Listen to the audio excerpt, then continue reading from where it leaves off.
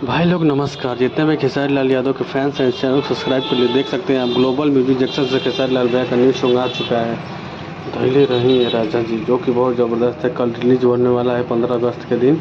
तो आप लोग बहुत दिन के बाद ग्लोबल जंक्शन से बहुत धांसू गाना ही करा चुका है, जो कि बहुत ज़बरदस्त। देख सकते हैं आप लोग घोड़े के साथ एंट्री, भाई साहब घोड़े के साथ एंट्री खेसारी। बॉडी देख सकते हैं बॉडी। श्वेता शर्मा है इसमें फीचरिंग की है, प्रियंका सिंह सॉन्ग को गाई हैं और खेसारी लाल भैया गाए हैं। राजकुमार सिंह का प्रोडक्शन है।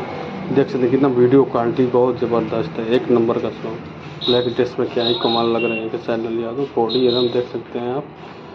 तो कल आप लोग को गर्दन मचा देना है और कल उनका इंटरव्यू भी है, तो आप लोग जिसको भी जाना है लखनऊ जा सकते हैं। वहाँ पे खेसारी लाल भैया का कल मीटिंग होगा वहाँ पे। तो देख सकते हैं आप टुमारो 11:11 AM पे, तो कल 11:11 AM पे गाना या लॉन्च हो रहा है खेसारी लाल भैया के ग्लोबल म्यूजिक जंक्शन। तो आप लोग को गर्दा उड़ा देना जितने खेसारी लाल फैंस हैं।